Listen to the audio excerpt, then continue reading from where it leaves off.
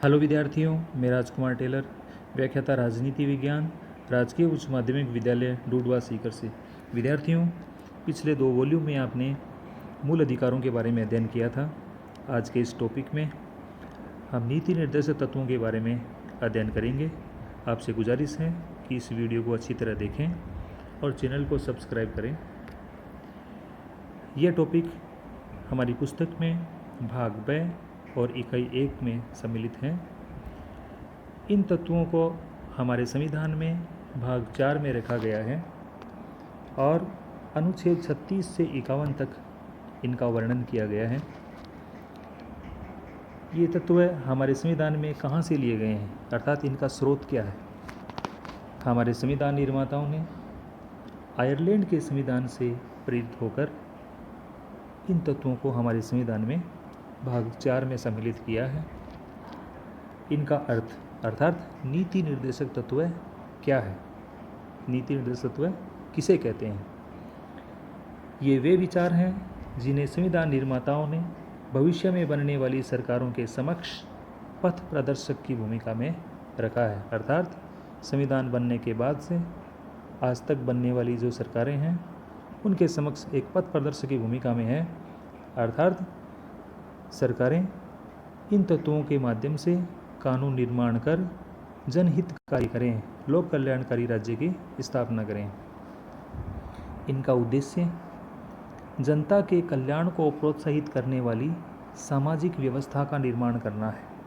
अर्थात समाज में ऐसी व्यवस्था का निर्माण करना है जिसमें जाति, धर्म, वर्ग, लिंग, जन्मस्थान के आधार पर कोई भेदभाव नहीं हो, अर्थात सभी के लिए समान सामाजिक व्यवस्था का निर्माण करना है। अनुच्छेद 37 में लिखा गया है कि इन तत्वों को किसी भी न्यायालय द्वारा बाध्यता नहीं दी जा सकती, अर्थात ये वाद योग्य नहीं है। इसका मतलब है कि देश का कोई भी नागरिक नीति निर्देशक तत्वों को लेकर न्यायपालिका की शरण नहीं ले सकता है। अर्थात न्यायपालिका में इन तत्वों को लेकर कोई सुनवाई नहीं हो सकती। लेकिन फिर भी लोक कल्याणकारी कार्यों के लिए विधि निर्माण में इन तत्वों का प्रयोग करना राज्य का कर्तव्य और महत्वपूर्ण जिम्मेदारी होगी। अर्थात सरकारें इन तत्वों की अनदेखी नहीं कर सकती। इनका उद्देश्य क्या है? नंबर 1, लोक कल्याणकारी राज्य की कल्पना को साकार रूप देना। अर्थात इन तत्वों के माध्यम से कानून निर्माण कर सरकारें समाज के हर वर्ग का ध्यान रखेगी, हर वर्ग का विकास करेगी और लोक कल्याणकारी राज्य की स्थापना करेगी। नंबर 2, समता पर आधारित समाज का निर्माण करना। अर्थात समाज में किसी भी वर्ग, किसी भी जाति से, किसी भी रूप से कोई भेदभाव नहीं हो, सबके लिए समान रूप से कानून का निर्माण करना। नंबर 3, विकास हेतु सभी को समान अवसर प्रदान करना। व्यक्तित्व के विकास के लिए सभी को समान अवसर प्रदान करना सरकारों की जिम्मेदारी होगी। अब हम इनका वर्गीकरण करते हैं। वर्गीकरण में पहला वर्गीकरण है आर्थिक सुरक्षा संबंधी निर्देशक तत्व। अर्थात इन तत्वों में से आर्थिक व्यक्तियों के, समाज के आर्थिक सुरक्षा से संबंधित तत्व कौन कौन से हैं, इनके बारे में पढ़ेंगे। अनुच्छेद 39 में लिखा गया है कि पुरुष और स्त्री सभी नागरिकों को समान रूप से जीविका प्राप्त करने के पर्याप्त साधन प्राप्त हों। अर्थात पुरुष और स्त्री में किसी भी प्रकार का भेदभाव नहीं होगा, सभी को अपनी रोजी रोटी कमाने के साधन समान रूप से प्रदान किए जाएंगे। नंबर 2, भौतिक साधनों का स्वामित्व और वितरण सामूहिक हित पर आधारित हो। अर्थात राज्य के अंतर्गत जितने भी भौतिक साधन हैं उनका स्वामित्व किसी एक व्यक्ति या कुछ व्यक्तियों के पास संग्रहित नहीं होना चाहिए। इनका स्वामित्व और वितरण समाज के हित के लिए, सामूहिक हित के लिए, सबके भले के लिए हो, अर्थात सामूहिक हित पर आधारित हो। अगला बिंदु है स्त्री और पुरुष को समान कार्य के लिए समान वेतन मिले। राज्य प्रयत्न करेगा कि स्त्री और पुरुष को एक ही प्रकार का कार्य करने पर वेतन में कोई भेदभाव नहीं हो, उनको समान वेतन मिलेगा। अगला बिंदु है श्रमिक पुरुषों और स्त्रियों के स्वास्थ्य और शक्ति एवं बालकों की सुकुमार अवस्था का आर्थिक दुरुपयोग नहीं हो। अर्थात श्रमिकों का, स्त्रियों का और बालकों का शोषण नहीं हो। इसके लिए शोषण के विरुद्ध अधिकार, जो मूल अधिकार है, इसमें भी व्यवस्था की गई है और इस तत्व में भी इन वर्गों के लिए, श्रमिक पुरुषों और स्त्रियों के लिए स्वास्थ्य का ध्यान रखते हुए और उनकी सामर्थ्य शक्ति और बालकों की कोमल आयु का भी ध्यान इसमें रखा गया है। अर्थात सुकुमार अवस्था का भी आर्थिक दुरुपयोग नहीं होगा। अगला अनुच्छेद है आर्थिक सुरक्षा से संबंधित अनुच्छेद 41। अनुच्छेद 41 में लिखा गया है कि प्रत्येक व्यक्ति योग्यता अनुसार रोजगार और शिक्षा प्राप्त कर सकें, यह राज्य का प्रयत्न रहेगा। प्रत्येक व्यक्ति को उसकी योग्यता के अनुसार रोजगार मिले और शिक्षा मिले। अगला बिंदु है बेकारी, वृद्धावस्था, बीमारी आदि की दशा में सार्वजनिक सहायता प्रदान करने का राज्य प्रयत्न करेगा। वृद्धावस्था की स्थिति में या बेरोजगार है व्यक्ति या कोई गंभीर बीमारी से ग्रस्त है, उस दशा में उसको सार्वजनिक सहायता प्रदान की जाएगी। अर्थात सार्वजनिक संस्थाओं का, जैसे अस्पताल, इनका भी वो उपयोग कर सकेगा और सरकारी सहायता भी प्रदान की जाएगी। ऐसा राज्य प्रयत्न करेगा। अनुच्छेद 42। अनुच्छेद 42 में लिखा गया है कि राज्य द्वारा काम के लिए यथोचित और मानवोचित दशाओं का प्रबंध करने का प्रयत्न किया जाएगा। अर्थात राज्य रोजगार के लिए, काम के लिए उचित और मानव की दशाओं को ध्यान में रखते हुए, मानवोचित दशाओं का ध्यान रखते हुए प्रबंध करेगा कि उसको ऐसा कार्य नहीं दिया जाएगा जो कि करने में अक्षम हो, या अर्थात मानव की अवस्था का भी ध्यान रखेगा। युवावस्था, वृद्धावस्था और पुरुष, स्त्री और बालकों के हिसाब से ये ध्यान रखेगा, ऐसा प्रबंध करेगा। अनुच्छेद 43 में लिखा गया है कि श्रमिकों को जीवन निर्वाह के लिए यथोचित वेतन मिल सकें, ऐसा राज्य प्रयत्न करेगा। श्रमिक वर्ग को अपनी रोजी रोटी कमाने के लिए, अपना जीवन चलाने के लिए उचित पेमेंट, उचित पारिश्रमिक मिल सकें। अगला बिंदु है श्रमिकों का जीवन स्तर ऊंचा उठ सके, समाज की मुख्य धारा में अन्य वर्गों के साथ वो भी सम्मिलित हो सके, राज्य इस बात का भी प्रयत्न करेगा। कमज़ोर वर्गों के लिए निःशुल्क कानूनी सहायता, निःशुल्क कानूनी सहायता की व्यवस्था राज्य करने का प्रयास करेगा। जो कमज़ोर वर्ग हैं, जो पैसों के अभाव में कानूनी सहायता प्राप्त नहीं कर पाते हैं या अशिक्षा के कारण से नहीं प्राप्त कर पाते हैं, अज्ञानता के कारण से नहीं प्राप्त कर पाते हैं, उन कमज़ोर वर्गों के लिए, उन असहाय वर्गों के लिए निःशुल्क कानूनी व्यवस्था का प्रावधान करेगा। अर्थात कानूनी सहायता, वकील की व्यवस्था उनको निःशुल्क प्रदान की जाएगी। ऐसा प्रयास राज्य करेगा। अगला बिंदु है औद्योगिक संस्थाओं के प्रबंधन में कर्मचारियों की भागीदारी। जो औद्योगिक संस्थाएं हैं, कारखाने हैं, उनकी व्यवस्था करने में कर्मचारियों की भागीदारी भी सुनिश्चित करने का प्रयास राज्य करेगा। अगला बिंदु है अनुच्छेद 48। अनुच्छेद 48 में लिखा गया है कि राज्य कृषि और पशुपालन का आधुनिक और वैज्ञानिक ढंग से संचालन करेगा। अर्थात खेती और पशुपालन का वैज्ञानिक तरीके से उनमें सुधार कर संचालन करेगा। खेती के लिए उन्नत तकनीकों का इस्तेमाल, कृषि के उन्नत उपकरणों का, उन्नत बीज की व्यवस्था करेगा। पशुओं की नस्ल सुधार का विशेष प्रयास करेगा और वैज्ञानिक ढंग से उनका संचालन करेगा ताकि अधिक उत्पादन हो सके, राज्य का विकास हो सके। अगला बिंदु है पशुओं की नस्ल सुधारने और उनके वध को रोकने का प्रयास करेगा। कि पशुओं की नस्ल सुधारने, दुग्ध उत्पादन बढ़ाने और उनका वध रोकने के लिए राज्य विशेष प्रयास करने का प्रयत्न करेगा। 22वां संविधान संशोधन 1979 के द्वारा निर्देशक तत्वों में एक तत्व और जोड़ा गया है।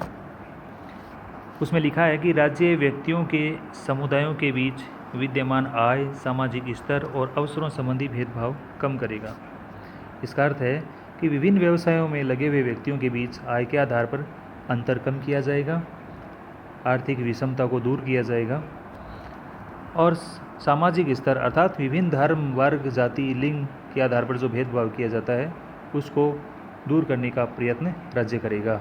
और अवसरों संबंधी भेदभाव का मतलब है कि सभी को समान अवसर प्रदान करने की व्यवस्था करेगा। इसके आधार पर किसी प्रकार का भेदभाव नहीं होगा। दूसरा वर्गीकरण है निर्देशक तत्वों का सामाजिक सुरक्षा और शिक्षा संबंधी निर्देशक तत्व है। इसके अंतर्गत निम्नलिखित अनुच्छेद सम्मिलित है। अनुच्छेद 44 में लिखा गया है कि देश के सभी नागरिकों के लिए समान आचार संहिता का प्रयत्न राज्य करेगा। अर्थात कोई भी व्यक्ति किसी भी धर्म, जाति, लिंग, वंश, जन्म स्थान के आधार पर हो, सभी के लिए समान आचार संहिता बनेगी। अर्थात सभी के लिए समान प्रकार का कानून होगा। इसमें कोई भेदभाव किसी के साथ भी नहीं किया जाएगा। अनुच्छेद 45 में लिखा गया है कि संविधान लागू होने के 10 वर्ष के अंदर 14 वर्ष की आयु के बालकों के लिए निःशुल्क और अनिवार्य शिक्षा की व्यवस्था राज्य करने का प्रयत्न करेगा।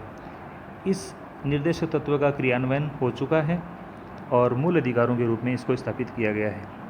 86वें संविधान संशोधन 2002 के द्वारा अनुच्छेद 21 में संशोधन किया गया है और अनुच्छेद 21 कै जोड़ा गया है, जिसमें साफ साफ लिखा गया है कि राज्य 6 से 14 वर्ष की आयु के बालकों को निःशुल्क और अनिवार्य शिक्षा प्रदान करेगा। अर्थात अब बालकों का अधिकार है कि वो अनिवार्य और निःशुल्क शिक्षा प्राप्त करें। अनुच्छेद 46 में लिखा गया है कि राज्य पिछड़े वर्गों, जिसमें विशेषकर अनुसूचित जाति और जनजाति की शिक्षा और आर्थिक हितों की उन्नति के लिए प्रयत्न करेगा। अर्थात इन वर्गों के लिए विशेष प्रयास करेगा ताकि ये वर्ग भी समाज की मुख्य धारा में शामिल हो सकें और समानता की स्थापना हो सके। तो SC ST के वर्ग के लिए शिक्षा की व्यवस्था और उनके आर्थिक हितों के लिए, रोजगार के लिए उन्नति के प्रयत्न करेगा। अगला बिंदु है सामाजिक न्याय और शोषण से रक्षा, और इन वर्गों को सामाजिक न्याय प्रदान करेगा और किसी भी प्रकार के शोषण से इनकी रक्षा करने का पूरा प्रयत्न। 47 में लिखा गया है कि राज्य लोगों के जीवन स्तर और उनके सार्वजनिक स्वास्थ्य के विकास का प्रयत्न करेगा। अर्थात राज्य लोगों के जीवन स्तर को ऊंचा उठाएगा और उनके सार्वजनिक स्वास्थ्य की देखभाल का प्रयत्न करेगा। दूसरा बिंदु है राज्य स्वास्थ्य के लिए हानिकारक मादक द्रव्यों के सेवन पर प्रतिबंध लगाएगा। दवाइयों में काम आने वाले पदार्थों को छोड़कर अन्य नशीले और हानिकारक मादक द्रव्यों पर राज्य प्रतिबंध लगाने का प्रयत्न करेगा, जो मानव स्वास्थ्य के लिए बहुत ही हानिकारक है। अगला अनुच्छेद है 48 कै। यह अनुच्छेद 42वें संविधान संशोधन 1976 के द्वारा निर्देशक तत्वों में जोड़ा गया है और बहुत ही महत्वपूर्ण है कि राज्य पर्यावरण की रक्षा और सुधार करने का प्रयत्न करेगा। साथ ही देश के वन्य जीव और वनों की सुरक्षा का विशेष प्रयत्न करेगा। निर्देशक तत्वों का तीसरा वर्गीकरण है पंचायती राज और न्याय संबंधी तत्व। अनुच्छेद 40 में लिखा गया है कि राज्य ग्राम पंचायतों के गठन के लिए प्रयत्न करेगा और उनको शासन चलाने के लिए शक्तियां प्रदान करेगा। इस निर्देशक तत्व का क्रियान्वयन किया जा चुका है। 73वें और 74वें संविधान संशोधन के द्वारा पंचायती राज और नगरों में शहरी शासन की स्थापना की जा चुकी है। अनुच्छेद 49, इसमें लिखा गया है कि राष्ट्रीय महत्व के स्मारक कलात्मक वस्तुओं की रक्षा का राज्य प्रयत्न करेगा। अर्थात राष्ट्रीय महत्व के स्मारकों और महत्वपूर्ण वस्तुओं की सुरक्षा का विशेष प्रयत्न करेगा।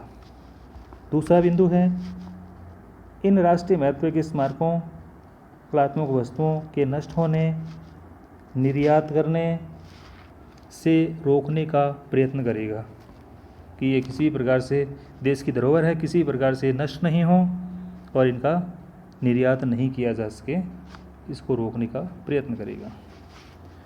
अनुच्छेद 50 में लिखा गया है कि न्यायपालिका को कार्यपालिका से पृथक करने का प्रयत्न करेगा। राज्य का ये कर्तव्य है कि वह न्यायपालिका और कार्यपालिका दोनों को अलग रखेगा, क्योंकि दोनों का अलग अलग कार्य है और न्यायपालिका का कार्य संविधान की रक्षा करना है और व्यवस्थापिका के द्वारा बनाए गए अवैध कानूनों अर्थात जो संविधान के दायरे में नहीं है उनको रद्द करना, और कार्यपालिका का कार्य है कि आदेशों का क्रियान्वयन करना और नए आदेश प्रसारित करना। तो न्यायपालिका और कार्यपालिका के पृथक्करण का राज्य विशेष प्रयत्न करेगा और न्यायपालिका की स्वतंत्रता की सुरक्षा करेगा। चौथा वर्गीकरण है अंतर्राष्ट्रीय शांति और सुरक्षा से संबंधित। ये भी बहुत महत्वपूर्ण निर्देशक तत्व है जिसका उल्लेख अनुच्छेद 51 में किया गया है। राज्य द्वारा अंतर्राष्ट्रीय शांति और सुरक्षा की वृद्धि का प्रयत्न किया जाएगा। अर्थात राज्य विश्व में शांति की स्थापना करने का प्रयत्न करेगा और सुरक्षा की वृद्धि का प्रयत्न करेगा। दूसरा बिंदु है, राष्ट्रों के मध्य न्यायपूर्ण और सम्मानपूर्ण संबंध बनाए रखेगा। अर्थात राज्य अपनी विदेश नीति को इस प्रकार से निर्धारित करेगा कि देशों के बीच आपस में न्यायपूर्ण संबंध स्थापित हों और सम्मानपूर्ण संबंध बनाए रखे जा सकें। तीसरा बिंदु है, अंतर्राष्ट्रीय कानून और संधियों के प्रति आदर की भावना का प्रयत्न करेगा। अर्थात एक राष्ट्र दूसरे राष्ट्र और अन्य जो अंतर्राष्ट्रीय कानून है उनका पालन करेगा और संधियों के प्रति जो भी दो राष्ट्रों के बीच में या अधिक राष्ट्रों के बीच में संधियां की जाती हैं उनके प्रति आदर की भावना रखेगा और उनको निभाएगा। अगला बिंदु है, अंतर्राष्ट्रीय विवादों को मध्यस्थता द्वारा सुलझाने का प्रयत्न करेगा। दो या दो से अधिक राष्ट्रों के बीच विवाद हो, सीमा विवाद हो या अन्य कोई विवाद हो, उनको मध्यस्थता के द्वारा राज्य सुलझाने का प्रयत्न करेगा। ये सभी बातें इन निर्देशक तत्वों के द्वारा हमारे संविधान में विशेष रूप से उल्लेखित है। अब निर्देशक तत्वों का महत्व हम पढ़ेंगे। पहला है शासन के लिए आचार संहिता। ये निर्देशक तत्व है भारत के लिए, भारतीय के शासन के लिए, सरकारों के लिए एक आचार संहिता है, क्योंकि निर्देशक तत्वों को न्यायालय द्वारा क्रियान्वित नहीं किया जा सकता है, क्योंकि ये वाद योग्य नहीं है, लेकिन इसके पीछे लोगों की शक्ति होती है, जनता की शक्ति होती है और यही प्रजातंत्र का सबसे बड़ा न्यायालय है। अतः इसकी अवहेलना कोई भी सरकार कभी भी नहीं कर सकती है। तो ये शासन के लिए आचार संहिता है। दूसरा बिंदु है लोक कल्याणकारी राज्य की रूपरेखा। डॉक्टर भीमराव अंबेडकर जी ने कहा था कि संविधान का उद्देश्य सिर्फ राजनीतिक लोकतंत्र की स्थापना करना ही नहीं है, बल्कि कल्याणकारी राज्य की स्थापना करना है, जिससे राजनीतिक लोकतंत्र के साथ साथ आर्थिक और सामाजिक लोकतंत्र की स्थापना भी की जा सके। तीसरा बिंदु है शासन के मूल्यांकन का आधार। नीति निर्देशक तत्व शासन के मूल्यांकन का आधार है कि शासन जनता के प्रति किस प्रकार का कार्य कर रही है, शासन जनता के प्रति सफल है या असफल है, इसके द्वारा इनका मूल्यांकन किया जाता है। चौथा बिंदु है संविधान के क्रियान्वयन में सहायक, क्योंकि निर्देशक तत्व संविधान के महत्वपूर्ण तत्व हैं, महत्वपूर्ण भाग है जो चौथे भाग में वर्णित है। इनका तात्पर्य है कि देश के प्रशासन के लिए जो उत्तरदायी सत्ताएं हैं वो निर्देशित होंगी, उनका पालन करेगी, इन निर्देशक तत्वों के अनुसार अपने कानून का निर्माण करने का प्रयत्न करेगी। इसलिए संविधान के क्रियान्वयन में ये महत्वपूर्ण है। पांचवा बिंदु है सामाजिक आर्थिक परिवर्तन में सहायक।